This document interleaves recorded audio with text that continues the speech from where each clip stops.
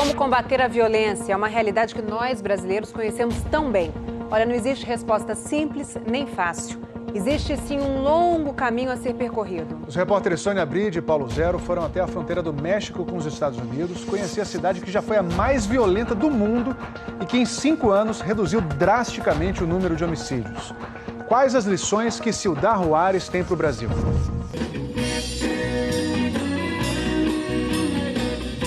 Estas são imagens de uma revolução. Das coisas simples que haviam sido roubadas pela violência. Da vida que se pode viver depois de uma guerra implacável.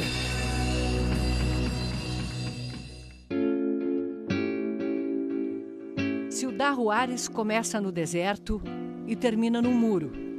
Do outro lado, El Paso, uma das cidades mais seguras dos Estados Unidos. Aqui no México, uma concentração de sonhos e ambições que não conseguem atravessar a fronteira. E que há pouco tempo ostentava o título de cidade mais violenta do mundo.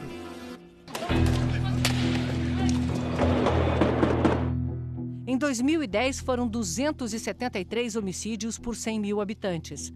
Muito mais do que o segundo lugar, Kandahar, no Afeganistão, um país em guerra. E do que outras cidades latino-americanas. No mesmo ano, no Rio de Janeiro, foram menos de 35 homicídios por 100 mil. As imagens de brutalidade corriam o mundo. Corpos pendurados nos viadutos. O símbolo da guerra das drogas em Juárez era reproduzido nos filmes americanos. Especificamente aqui em Ciudad Juárez, Aqui em Ciudad Juárez, a violência atingiu um nível descomunal. Foi uma verdadeira guerra. Milhares de pessoas mortas nas ruas. Miles de muertos nas calles. Todo tipo de crime tomava as ruas. De 10 roubos de carro no México, 7 aconteciam em Juárez. Sequestros, 10 por dia, todos os dias. Não era necessário ter dinheiro para ser sequestrado. Não era necessário ter dinheiro, eram sequestrados médicos, deputados, engenheiros, mães de família e até vendedores de hambúrguer. Mas o que provocou essa mudança tão radical que encheu de gente as ruas que estavam esvaziadas pelo medo? Sangue inocente derramado. Han sido 8 anos. Faz 8 anos daquele dia, 30 de janeiro de 2010. É a noite mais difícil da minha vida e sempre será a noite mais longa da minha vida. Naquela noite, o filho de Lupita, Rodrigo, de 17 anos, e seus colegas de time comemoravam a vitória no juvenil de futebol americano, a categoria chamada de AA. A mãe de um dos meninos ligou dizendo: "Venham logo, tivemos um problema." Quando eu e meu marido entramos no carro, sentimos um frio congelante. Os dois ao mesmo tempo. Talvez fosse sinal para que a gente se preparasse para o que ia viver. Uma gangue de sicários, matadores de aluguel, achou que a festa era de um grupo rival que também se chamava AA, Artistas Assassinos. 20 homens invadiram a casa.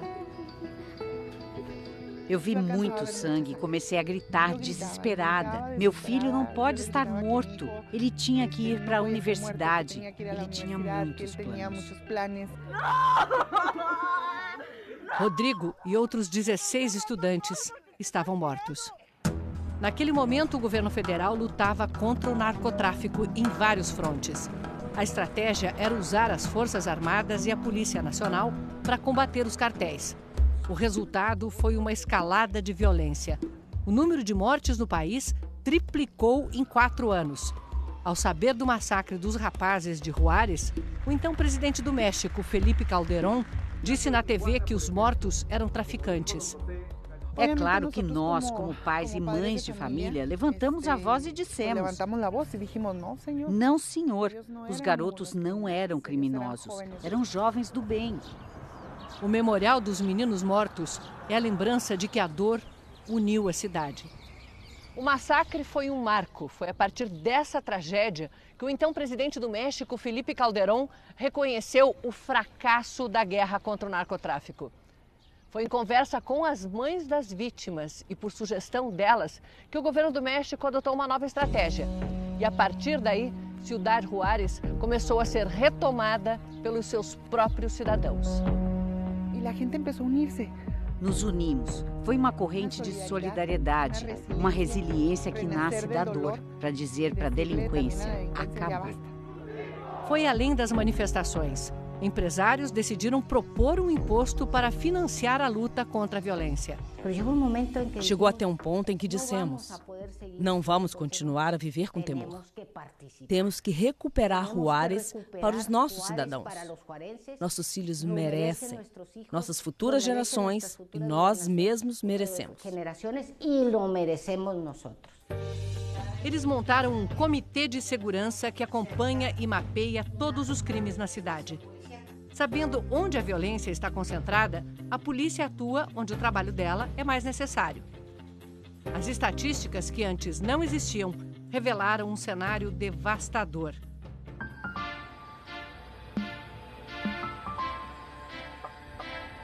As cruzes espalhadas por Juárez tentam manter na memória crimes ignorados durante anos.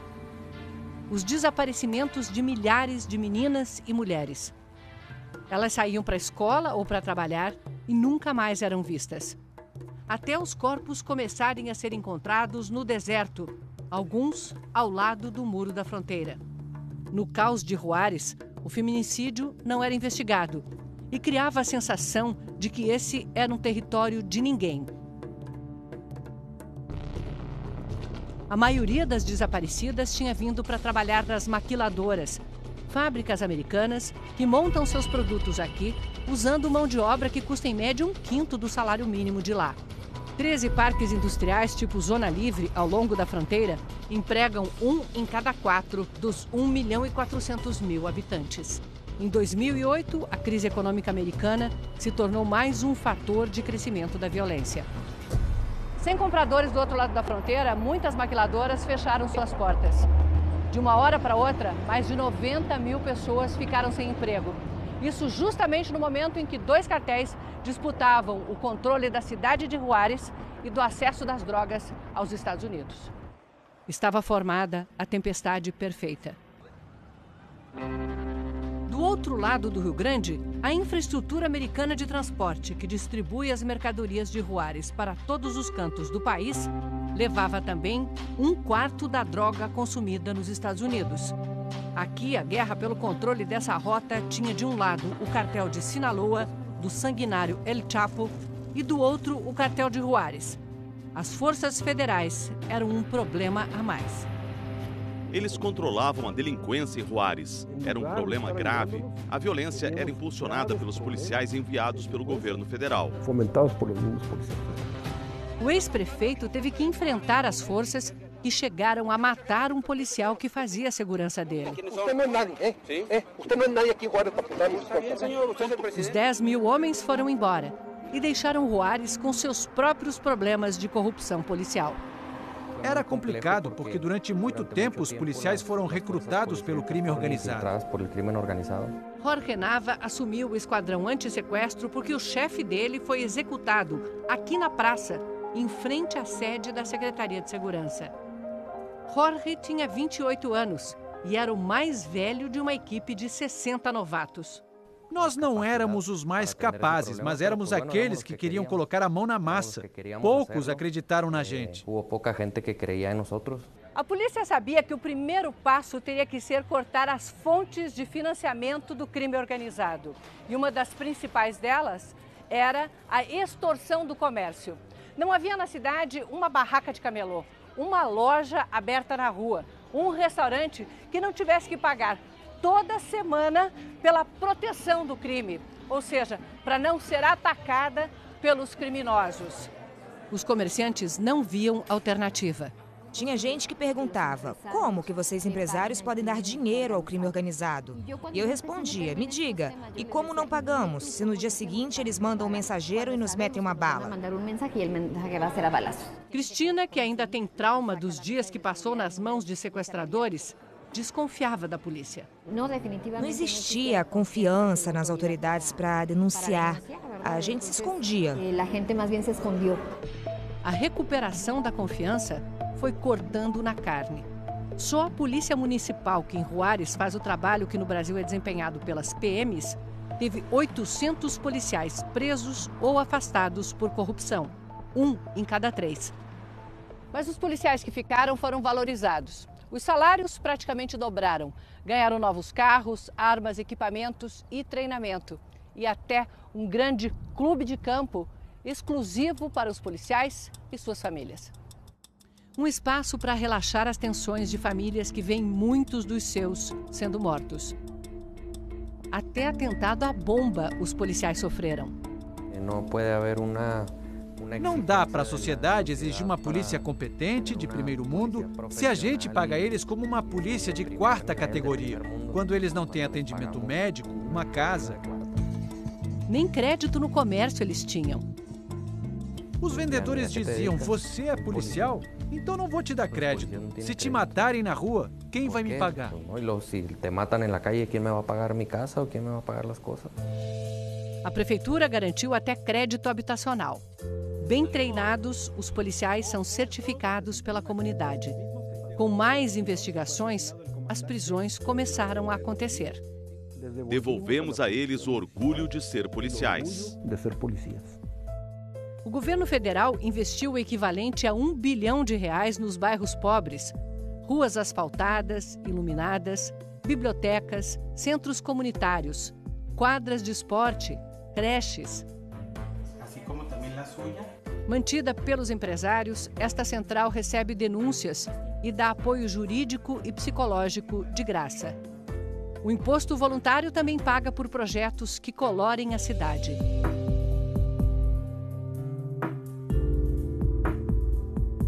Regiões degradadas ganharam dignidade. No bairro que já foi o mais violento da cidade mais violenta do mundo, os irmãos Macias mostram a arte que ajudaram a estampar nas paredes. Ao lado, as mulheres que compartilham histórias de violência se aproximam umas das outras. Mais que massagem, um toque de afeto. Ao anoitecer, o centro comunitário está movimentado. Mas o menino de 11 anos me conta que ainda tem medo. Você está chorando? Acho que há muita tristeza. Existe muita tristeza. É difícil. Sim. É difícil passar por tudo isso. É difícil passar por tudo isso. Eu vi meu primo ser morto e eles apontaram a arma para mim e disseram que iam me matar. Peço desculpas por fazê-lo lembrar de coisas tão terríveis. Não, tudo bem. Tenho que tirar isso de mim para viver tranquilo. Dona Cuca tirou a dor e botou na parede de casa. Uma borboleta para cada filho morto. Me perguntaram como eu queria pintar minha casa. Eu disse que não queria cores, queria ramos de árvores e borboletas. As borboletas são meus filhos. Antes estavam num casulo e agora abriram as asas. No bairro onde o filho de Lupita e seus amigos foram mortos, um grande centro esportivo agora ocupa o que foi um terreno baldio, cheio de lixo. Todo o bairro está transformado. É aqui que Lupita enfrenta o crime com as armas que ela pediu ao presidente. As armas são lugares, espaço de esporte para os jovens se ocuparem. A delinquência organizada tirou meu filho de mim, mas hoje sou eu que tiro 1, 2, 3, 5, 10 garotos deles. Foi assim que Juárez conseguiu, em 5 anos, baixar o índice de homicídios de 273 para menos de 19. Nos últimos 2 anos, o índice voltou a subir junto com o resto do país. Mas a cidade ainda está bem longe do terror de 2010. Hoje nós temos uma pequena retomada do crime. É natural? Não é aceitável, mas é natural porque temos que ir adaptando a estratégia. E qual é a estratégia mais forte? A médio e longo prazo. Prevenção.